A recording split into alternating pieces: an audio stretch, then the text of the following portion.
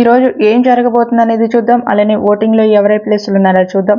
ఫస్ట్గా మన వీడియోకి లైక్ చేయండి, ఛానల్ని సబ్స్క్రైబ్ చేసుకోండి. ఈ వారం మీరు ఎవరికి ఓటేస్తున్నారో కూడా కామెంట్ చేయండి. దాన్ని బట్టి ఎవరికి ఎలా వస్తుంది ఓటింగ్ అనేది కూడా తెలుస్తుంది. ఇంకొక విషయం ఏంటంటే ఈ వారం చాలా చాలా ఇంపార్టెంట్ అనమాట. 8 మెంబర్స్ ఉన్నారు. ఈ వారం డబుల్ ఎలిమినేషన్ కూడా ఉండబోతుంది. ఓటింగ్లో కూడా కొంచెం షాకింగ్గానే ఉండబోతుంది. అదేంటనే చూద్దాం. ఫస్ట్గా చూస్తే మాత్రం హౌస్లోకి అయితే ఎంట్రీ అయితే ఉండబోతుందన్నమాట. అది కూడా చూస్తే నేను ఆల్రెడీ చెప్పాను నైట్ ఎక్స్ కంటెస్టెంట్స్ అయితే హౌస్లోకి అయితే ఎంట్రీ ఇస్తున్నారు. ఇక సీజన్ 7 నుంచి చూస్తే మాత్రం అది కూడా ప్రియాంక జైన్ అయితే రాబోతుందన్నమాట.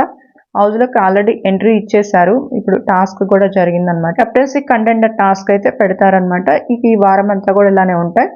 అయితే ఈ టాస్క్లో ఏంటంటే ఈ వచ్చిన వాళ్ళు ఉన్న వాళ్ళతో ఛాలెంజ్ అయితే చేయాల్సి ఉంటుంది. ఫస్ట్గా చూస్తే మాత్రం ప్రియాంక జైన్ని చూస్తే మాత్రం ఇక్కడ పవన్ కళ్యాణ్ సెలెక్ట్ చేస్తున్నట్టు తెలుస్తుంది. ఇక్కడ పవన్ కళ్యాణ్ టాస్క్ అయితే ఆడతారనమాట. అది కూడా ఒక గెస్సింగ్ టాస్క్ టైప్లో ఉంటుంది. ఈ టాస్క్లో చూస్తే మాత్రం ఫస్ట్గా అయితే మాత్రం పవన్ కళ్యాణ్ అయితే విన్ అయిపోతారు. కెప్టెన్ కంటెండర్గా కూడా వచ్చేస్తారనమాట. ఇలాగా ఓవరాల్గా అందరూ కూడా టాస్క్లు అయితే ప్లే చేస్తారు. ఒక్కొక్కళ్ళు కెప్టెన్ కంటెండర్స్గా అయితే వస్తారు. ఫైనల్గా మళ్ళీ టాస్క్ ఉంటే దాన్ని బట్టి ఈ వారం కెప్టెన్ కూడా వస్తారనమాట. నెక్స్ట్ ఇంకా కొంతమంది కూడా హౌస్లోకి అయితే ఎంట్రీ అయితే ఇచ్చారు. వాళ్ళు ఎవరు ఏంటి అయ్యా టాస్క్లో ఎవరు విన్ అయ్యారు నెక్స్ట్ అనేది మళ్ళీ నేను నెక్స్ట్ వీడియోలో అప్డేట్ అయితే క్లియర్గా చెప్తాను. ఫస్ట్ ఓటింగ్ చూద్దాం.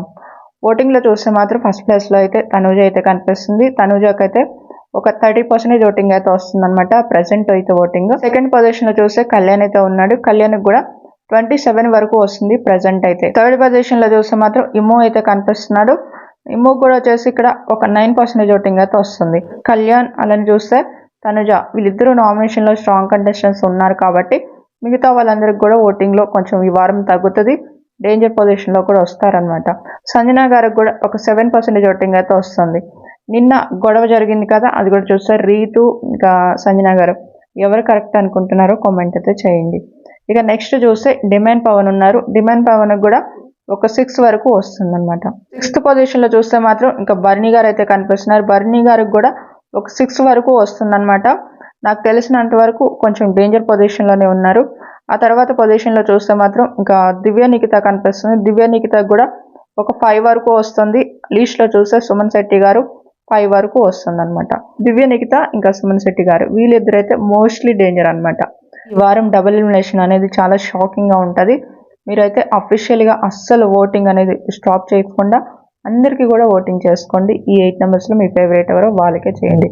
నెక్స్ట్ టాస్క్లో ఇంకా ఏమేమి జరిగాయి ఏంటి అనేది మళ్ళీ ఇంకొక వీడియోలో క్లియర్గా చెప్తాను. మన ఛానల్ ఫాలో అవుతుందండి.